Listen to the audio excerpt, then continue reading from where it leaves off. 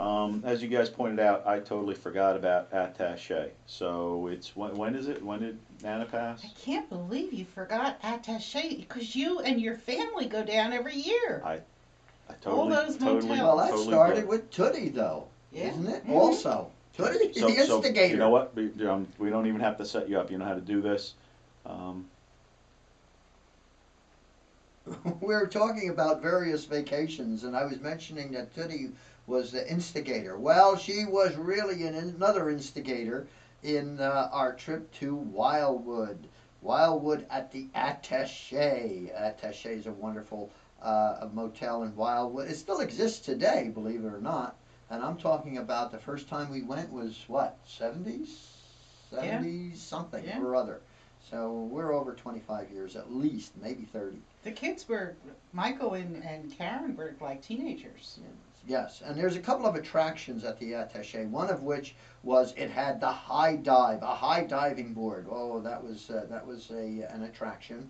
Another attraction, they had a fishing pier, and the fishing pier went out over the beach, out over the water, and people actually fished on that fishing pier back when we first went there.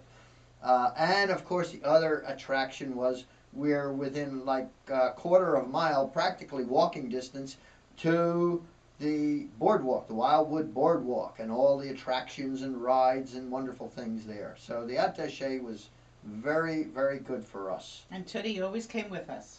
Yes. Yes.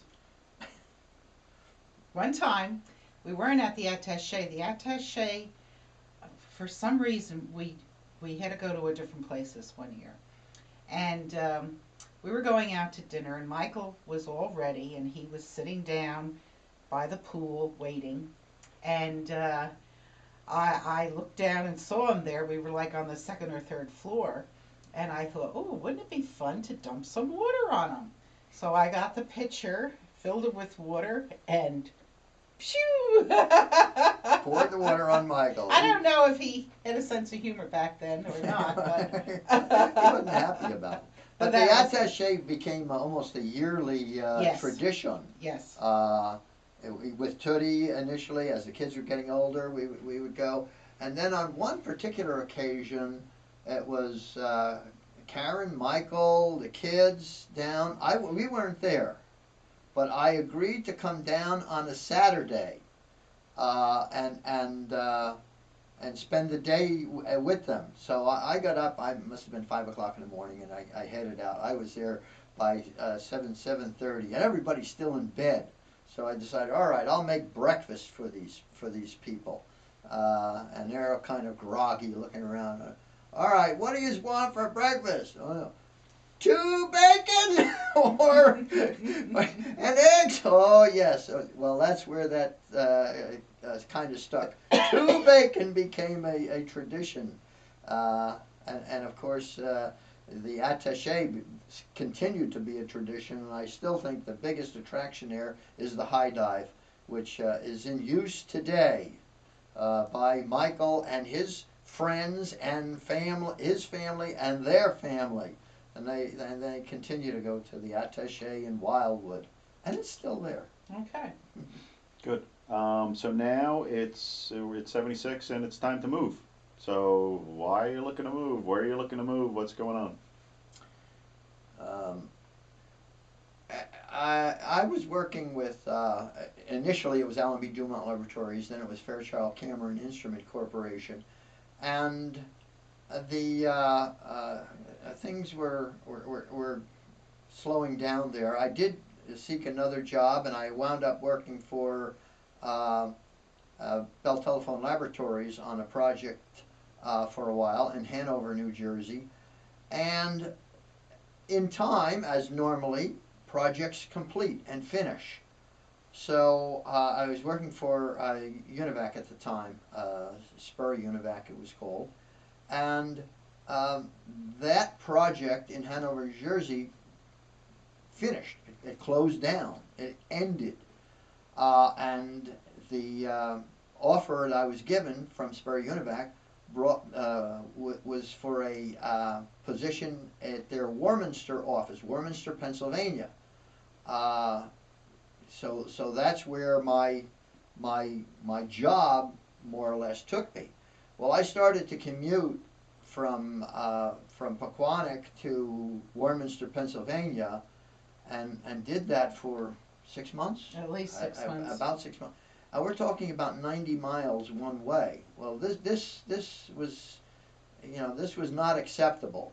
Fortunately, there were a couple of other fellas who were in the same boat, and we carpooled and back and forth. But this couldn't last, so we decided we had to find a house. We had to find a new place, and we started looking. And we did search a number of places and came upon a Cape Cod in Chalfont, Pennsylvania. And what turned you on to it? Well, we had looked at a lot of places, and they were either the land was great, the house wasn't, or vice versa. And we had 3 dogs at the time, hoping to get into more showing. So the land was important. And the realtor showed me this Cape Cod, and walking down the driveway, and I'm like, I feel like I'm coming home. It just felt like home. And I found that the Cape Cod is, we had a Cape Cod, this was a Cape Cod, and the land, it was an acre of property with a brook in the back. And back then, Bill Cosby, he had some kind of a show, and The Bill Cosby Show. no, I don't think it was No? that. Maybe it was a commercial for Jell-O pudding, and it's pudding. And anyway, I was with Michael, and when we found the house, and I remember going into Doylestown, and they had a phone booth, and I went in the phone booth because there were no cell phones at the time, and I called Andy, and I said, because the realtor was there, I think, and I said, it's pudding, which we knew that was That was the signal that that she it really was- liked this house. yeah, and it was 73,000. So that was in 76. Good. Tell me about the view out the back, the farm, the cows. Oh yeah, we had a farm in the back, and he had a lot of cows, and he had some sheep. And one day we came home in our driveway. We pull in our driveway. Right next to the driveway is the field with the cows and stuff. And I'm looking, and all this cow is laying there, and I thought, my God, she dead? And I looked, and she got up, and her baby got up, and off they walked together. She had given birth. She had given birth. So Dad called him and told him that he had a new cow. Good. So at this point, unless you guys got other things from the 70s, we're kind of, the last, that was 76, we moved, they got nothing else. Oh, you want to hit dogs at this point? Is this Yeah. when the dogs? Yeah, it actually started, so it taught, you had been into dogs for quite a while. Yeah, You we know, were into Hold on, dogs. ready? We were into dogs from, well, we had the first litter in 72, and I think it was in 73 was our first show. And our friends Pat and Don, he saw that Penny was trained from a book for home use. She could do heel, and she could come sitting down, all that stuff. He said, oh, she could go to a dog show and get a title. So we thought, oh, we'd try this out. So Andy took her in the ring, and I yeah. took her in the ring. I had the Not foggiest knowing- idea what I was doing. And Don would say, oh, well, just listen to the judge. He'll tell you forward and fast and slow and do whatever he says. Okay. and Andy won a trophy. And it was like, oh, that's it. We were hooked. So we showed in obedience. And then when we moved from New Jersey to Pennsylvania, we had more space. And Pat and Don had a Blue Merrill male. And he was available. And I wanted to get started showing in the breed ring instead of obedience. So we got Chemo. And we got him like the weekend after we moved. And he was a blue male, and he did well, but then he didn't like little boys, and he was nippy. So he went back. But then after that, I got a really nice female from Doris Homeshire, and she was 11 months old. Her name was Kizzy, and Sable, and she was beautiful. And she was my first champion, and I was determined to finish her myself, which I did. And then after that, there was Danny and Megan and Cider and just a Vegas, and it was a nice ride.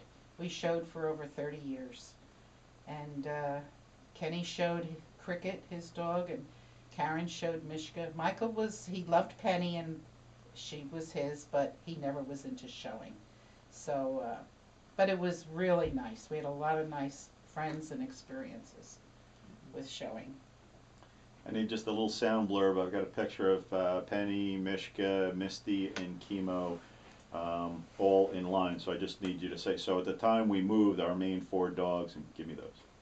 Yeah, our main 4 dogs, when we moved from New Jersey to Pennsylvania, we had Penny, and we had Mishka, and we had Misty. Now, Misty was a Blue Merrill that was strictly Andy's dog, because when he started showing Penny, he showed her a couple times, and then I thought, oh, I'd like to try that. I lost Penny. He lost Penny. And then Mishka, Karen was showing Mishka, so Pat came down one day with this Blue Merrill puppy, and that I promised I wouldn't touch her. So, and a lot of times Andy and I competed against each other. I would show my dog, he would show his dog, and Misty, I trained Misty through 3 levels of obedience, and she got her title. yes, she got her UD, her utility dog Utility title. dog, which is the highest title for. And that day, after we finished her, we went with other dog people to a diner for supper and to celebrate.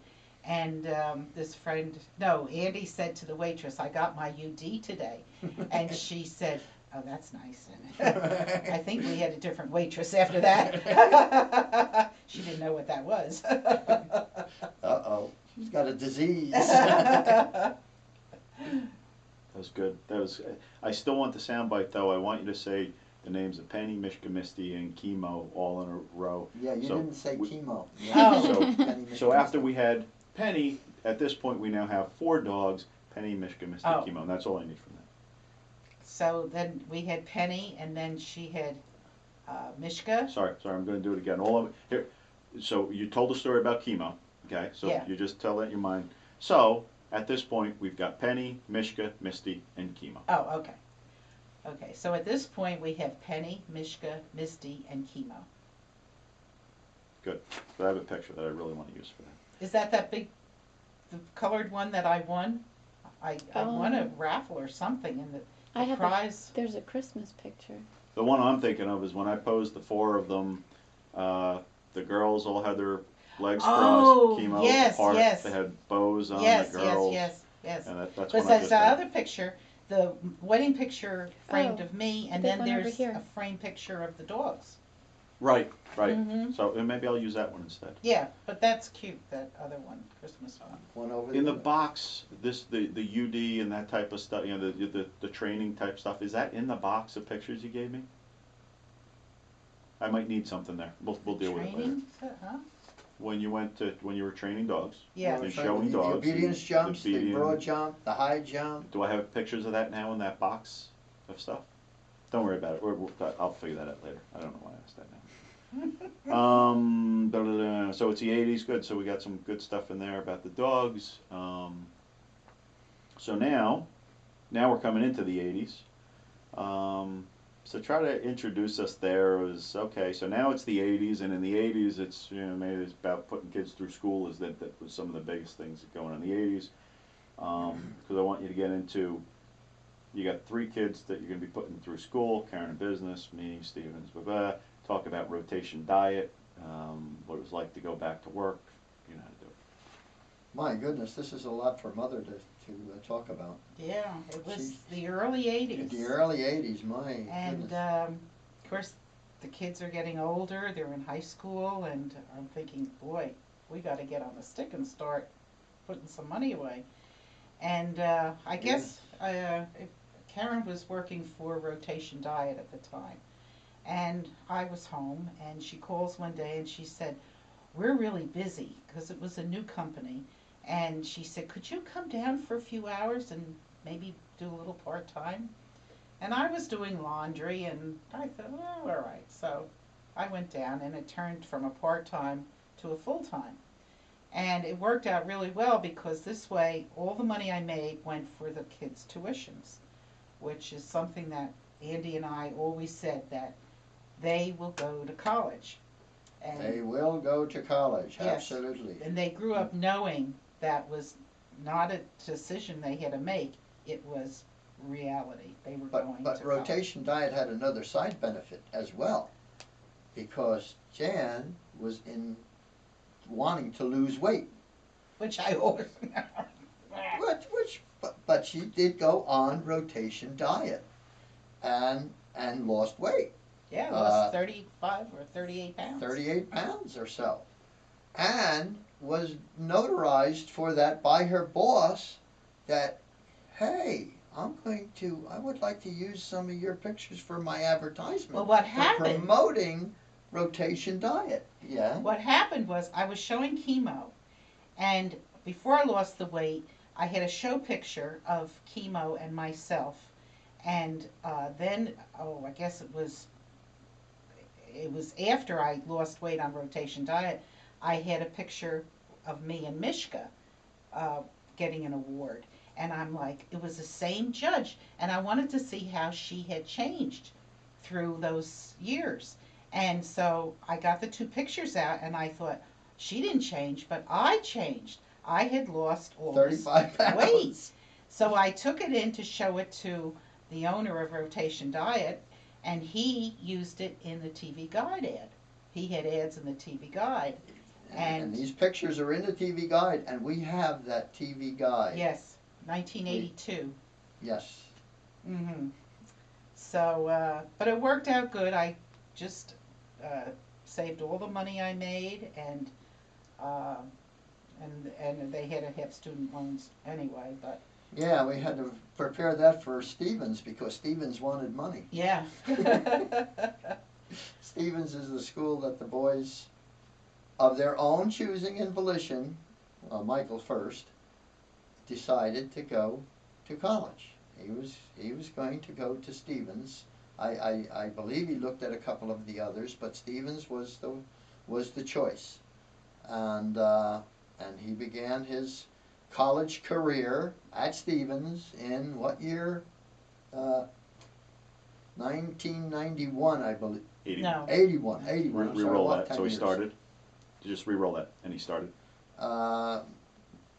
And Michael started his college career in 1981, and 4-year college degree, mechanical engineering they were offering at the time, and he joined a fraternity. And this was his own choosing. He interviewed with a variety of fraternities at Stevens, and he chose Chi Phi. And Chi Phi was my fraternity. So Michael, my son, is now my brother. And then in Stevens, Michael, 1982, Michael met the love of his life, our wonderful daughter-in-law, Maureen, who was also a Stevens graduate to be. And he brought her home one weekend. It was Labor Day weekend. And we picked her up at the bus station. And I remember how quiet she was. Anyway, she Very came, polite. yes, she came home for the weekend and stayed with us. And she is our daughter. So gave us 3 beautiful grandchildren, and they're married 22 years. So Yes. Good. All right, so we got me going there, and we want to hit. I want something on Karen. Okay, don't go back. You know, you just. I'll rearrange stuff, but I want a little bit more about Karen. Karen went to Doylestown School of Business. Is that what the name a of it? Lansdale School business. Lansdale School. So let's go through that 3.5 minutes. till that's okay. We'll do this one. Talk about where Karen went to school. Karen, she Sorry, really wanted. do it again. Karen really wanted. Hold on, wait till I stop to give you 1 second. Karen graduated. She really wanted to go to an art school, and And she made up a portfolio of her artwork, and and took it out to be assessed, and they she needed more development in the art area before she would be accepted, and that was very disappointing. So in lieu of that, we decided, well, Karen, you're going to have some upper education, and several things were considered, but I guess Karen finally decided, okay, I will go into a business school. I think I decided. Oh, maybe you decided. Because she was and, working at the mall, and I felt she needed a direction where she could always go back and make a living if she had to. And I talked her into going to Lansdale School of Business. And she did not graduate, but she did put in a year, and she was at the top of her class. But she wasn't happy with it, and she left Lansdale School of Business. Ironically, like 25 years later, she winds up back at Lansdale School of Business under her own, and she completes her degree and graduates second top in her class, and it was just very ironic. So but Lansdale School of Business did acknowledge and recognize her first year. yes, spent and there, she did get the credits for and that. got the credits for that Mhm. first year, Yeah. and was congratulated for it. Yes, yes.